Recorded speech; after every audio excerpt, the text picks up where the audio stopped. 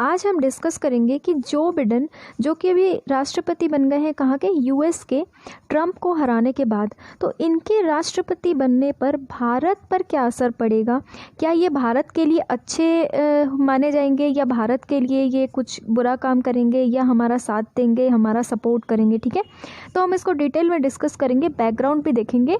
तो चलिए स्टार्ट करते हैं।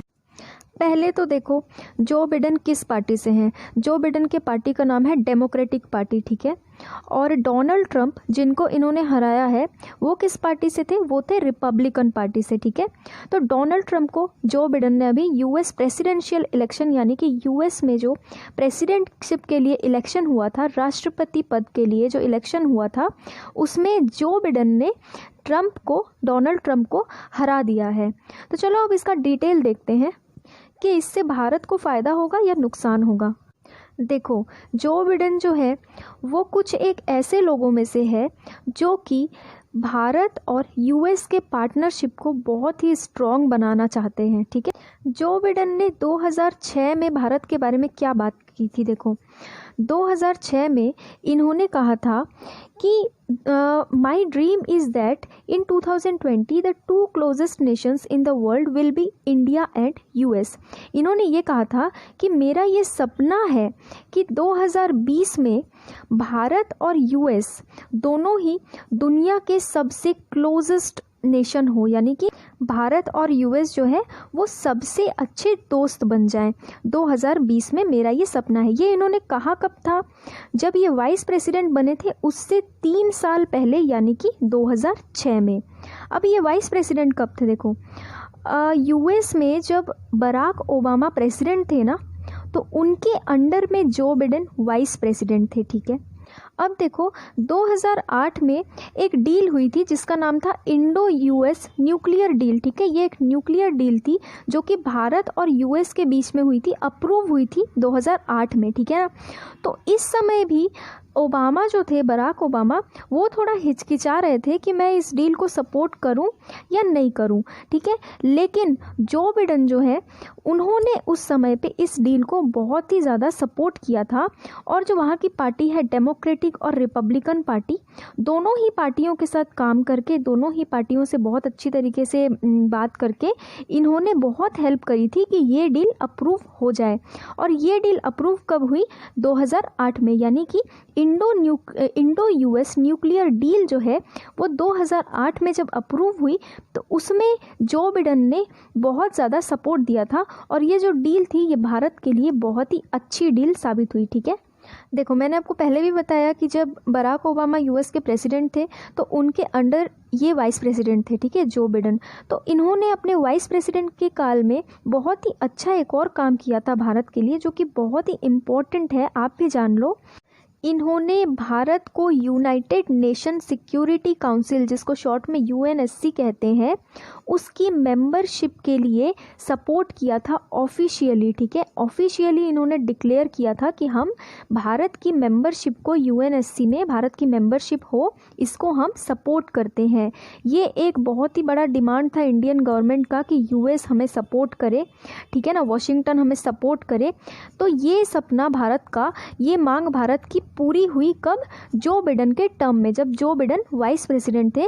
तो इन्होंने भारत को सपोर्ट किया था, ऑफिशियली डिक्लेयर किया था कि हाँ, यूनाइटेड नेशन सिक्योरिटी काउंसिल में इंडिया की मेंबरशिप भी होनी चाहिए। और बराक ओबामा और जो बिडेन की जब एडमिनिस्ट्रेशन थी यूएस में, उस समय इन्होंने भारत को मेजर डिफेंस पार्टनर भी अप्रूव घोषित किया था अपने एक स्टेटस के द्वारा। ठीक है, इन्होंने एक स्टेटस अप्रूव किया था यूएस कांग्रेस के माध्यम से, और इन्होंने कहा था कि भारत हमारा मेजर डिफेंस पार्टनर है। उसके बाद देखो अगस्त 2016 में क्या हुआ कि जब ओबामा की एडमिनिस्ट्रेशन ख़त्म होने वाली थी, जब उनका कार्यकाल ख़त्म होने ही वाला था, उस टाइम पे भारत और यूएस ने एक बहुत ही इम्पोर्टेंट एग्रीमेंट साइन किया था जिसका नाम है लिमोआ एग्रीमेंट। ठीक है, लिमोआ का फुल फॉर्म है logistics exchange memorandum of agreement. ये किस लिए था ये एग्रीमेंट? मिलिट्री कोऑपरेशन के लिए। भारत और यूएस के बीच बहुत ही अच्छी मिलिट्री कोऑपरेशन होनी चाहिए। ठीक है, तो लिमोआ में क्या था कि हमारी जो मिलिट्री है, यूएस और इंडिया की जो मिलिट्री है, वो एक दूसरे के बेसिस में आ सकते हैं। जो मिलिट्री बेस होते हैं वहाँ पर आ सकते हैं, वहाँ से सप्लाईज भी ले सकते हैं। जैसे किसी चीज़ की ज़रूरत पड़ गई मिलिट्री को, तो मिलिट्री यूएस मिलिट्री भी हमारे बेस से ले सकती है और हम भी यूएस मिलिट्री की बेस से ले सकते हैं। जैसे कि स्पेयर पार्ट्स हो गए किसी चीज़ की, उसके बाद अलग अलग सर्विसेज हो गए, उसके बाद एक दूसरे के देशों की लैंड फैसिलिटीज़ हो गई, फिर एयर बेसिस हो गए। जैसे कि एयर बेस में अगर कुछ भी आपको काम है, कुछ भी ज़रूरत है मिलिट्री को, तो वो आप कोऑपरेट कर सकते हैं उस चीज़ में। पोर्ट्स से रिलेटेड हो गए। ठीक है, तो ये सब हम एक दूसरे से आदान प्रदान कर सकते हैं, ये सब चीज़ें। ठीक है, एक्सेस कर सकते हैं। तो लिमोआ बहुत ही ज़्यादा यूज़फुल है इंडिया और यूएस नेवी के लिए भी। ठीक है, मिलिट्री के लिए भी है और नेवी के लिए भी है, क्योंकि इससे भारत और यूएस के बीच में बहुत ही अच्छा कोऑपरेशन बना हुआ है। दोनों ही देशों की जो नेवी है वो इंडो पैसिफिक रीजियन, वहाँ पर बहुत ही अच्छा कोऑपरेशन कर रही है, वहाँ पर बहुत ही अच्छा काम कर रही है हमारा जो इंडो पैसिफिक रीजन है। ठीक है, ये जो इतना अच्छा मिलिट्री कोऑपरेशन भारत और यूएस के बीच में हो पाया है वो किस वजह से? लिमोआ एग्रीमेंट की वजह से। ठीक है, जो कि 2016 में साइन हुआ और जिसके सपोर्टर कौन थे, किनके समय साइन हुआ? ये जो बिडेन के समय पे, जो कि अब यूएस के राष्ट्रपति हैं। तो आप सोच लो हमको कुछ फ़ायदा हो सकता है। ठीक है, नेक्स्ट देखो बराक ओबामा और जो बिडेन ने इंडिया के साथ टेररिज्म से फाइट करने के लिए भी बहुत ज़्यादा कोऑपरेशन दिखाया है। उन्होंने सीधे सीधे ये कहा है, बिडेन ने सीधे सीधे ये कहा है कि टेररिज्म के लिए कोई भी टॉलरेशन नहीं होगा। हम टेररिज्म को बिल्कुल भी टॉलरेट नहीं करेंगे, हम टेररिज्म को साउथ एशिया में बिल्कुल भी बर्दाश्त नहीं करेंगे। और इन्होंने भारत को बहुत ही ज़्यादा सपोर्ट किया टेररिज्म से लड़ने के लिए। ठीक है, आतंकवाद से लड़ने के लिए। जो बिडेन ने अब ये भी कहा है कि हम इंडो पैसिफिक रीजन को हमेशा शांत रखने की कोशिश करेंगे, स्टेबल रखने की कोशिश करेंगे, चाहे ताकि कोई भी कंट्री, जैसे कि चाइना हमेशा वहाँ पर अपना हक जताने की कोशिश करती है इंडो पैसिफिक रीजन में। तो इन्होंने यही कहा है कि हम हमेशा इंडो पैसिफिक रीजन को स्टेबल बनाए रखने की कोशिश करेंगे, ताकि वहाँ कोई भी कंट्री जैसे कि चाइना, वो किसी भी देश को थ्रेटन करने की या डराने की कोशिश ना कर पाए। ठीक है, जो बिडेन ने ये भी कहा है, प्रॉमिस किया है कि हम फैमिली बेस्ड इमिग्रेशन को सपोर्ट करेंगे, कि इंसान फैमिली लेकर इमिग्रेट कर सकता है। उसके बाद हम परमानेंट रहने के लिए वीज़ा जो लगता है, यूएस में परमानेंटली जो रहने जाते हैं उनकी जो वीज़ा लगती है उसको भी बढ़ावा देंगे, उसको भी इंक्रीज़ करेंगे।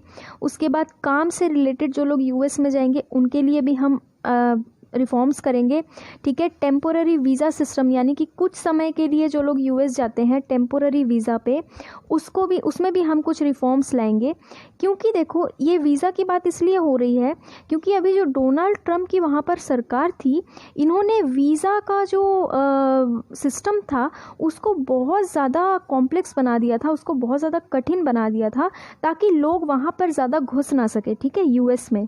तो इस वजह से जो लोग यूएस में काम करने जाना चाहते थे उन लोगों को बहुत ही ज़्यादा प्रॉब्लम होती थी, और जो लोग परमानेंटली भी सेटल होना चाहते थे यूएस में उनको भी बहुत प्रॉब्लम होती थी, क्योंकि ट्रंप ने बहुत ज़्यादा कठिन बना दिया था ये वीज़ा रिलेटेड जो प्रोसीजर था। तो ऐसा माना जा रहा है कि जो बिडेन भारतीयों के लिए थोड़े सॉफ्ट होंगे, और वो जो यूएस में पढ़ने जाते हैं या काम के लिए जाते हैं, जो यूएस में रहने जाते हैं, उनको एक अच्छी ज़िंदगी देने की कोशिश करेंगे और भारतीयों का सपोर्ट करेंगे। भारत की तरफ वो थोड़े सॉफ्ट तरीके से पेश आएंगे। ठीक है, जो कि हमारे लिए बहुत ही अच्छा होगा। ये तो हमने देख लिया कि जो बिडेन अगर प्रेसिडेंट बने हैं तो वो भारत के लिए अच्छे काम कर सकते हैं। ठीक है, अब इशू क्या है, एक देखो जम्मू कश्मीर का जो इशू है 370 आर्टिकल जो हटा है, तो इसको डोनाल्ड ट्रंप ने सपोर्ट किया था। ठीक है, कि हाँ भारतीय सरकार ने सही किया है, डोनाल्ड ट्रंप ने इस चीज़ को सपोर्ट किया था कि 370 हटा है, तो ये अच्छी बात है, इससे वहाँ पे जम्मू कश्मीर में डेवलपमेंट होंगे। लेकिन ये जो डेमोक्रेट्स अभी पावर में आए हैं, यानी कि जो बिडेन अभी पावर में आए हैं, हो सकता है इनकी सरकार बनने के बाद अभी हमको भारत को इस चीज़ में थोड़ा सुनना पड़े, थोड़े हार्ड स्टेटमेंट्स वहाँ से आए, ठीक है। हो सकता है जो बिडेन इस चीज़ को सपोर्ट ना भी करें, क्योंकि जब आसाम के एनआरसी वाला मैटर था, उसके बाद सिटीजनशिप एक्ट यानी कि सीएए जो बिल आया था, उस समय पे जो बिडेन ने कहा था कि मैं बहुत ही डिसअपॉइंटेड हूँ, भारत में ऐसा हो रहा है इसलिए। तो हो सकता है वो हमारी कई सारी चीज़ों को सपोर्ट ना करें जैसे कि ट्रम्प सपोर्ट किया करते थे। लेकिन अगर ओवरऑल हम देखें कि जो बिडेन अभी राष्ट्रपति बने हैं तो ये गुड है या बैड है इंडिया के लिए, तो बैकग्राउंड देखो थोड़ा सा। आखिरी 20 सालों में, अभी लास्ट 20 सालों में जितने भी प्रेसिडेंट बने हैं, Bill Clinton, George Bush, Barack Obama, Donald Trump, इनके ज़रूर आपस में कुछ ना कुछ इश्यूज़ रहे हों, एक दूसरे से मेल न खाते हों, काम करने का तरीका, सबका काम करने का तरीका अलग होता है। तो इनका सबका काम करने का तरीका तो अलग था, ठीक है, सब कुछ सेम नहीं था, लेकिन इनमें एक चीज़ कॉमन थी। वो क्या? कि ये हमेशा से इंडिया के साथ बहुत ही अच्छा और स्ट्रॉन्ग रिलेशनशिप चाहते थे, अच्छा रिलेशनशिप इन्होंने बना के रखा था। ट्रंप चाहे जैसे भी हो, लेकिन उन्होंने हमेशा चाहा था कि भारत के साथ यूएस का रिलेशन अच्छा बना रहे। तो जो बिडेन चाहे हमें सपोर्ट करते हो कुछ चीज़ों में, चाहे ना करते हो, उनके काम करने का तरीका भी अलग ही होगा, लेकिन ओवरऑल अगर देखा जाए तो वो भी इस ट्रेडिशन को तोड़ेंगे नहीं, और वो भी यही करेंगे कि भारत के साथ उनका रिलेशन अच्छा बना रहे हमेशा की तरह। तो आज का जो टॉपिक था वो हमने पूरी तरह से डिस्कस कर लिया है। अगर आपको कोई कन्फ्यूजन या डाउट हो तो आप मुझे कमेंट में पूछ सकते हैं, ठीक है। Thank you.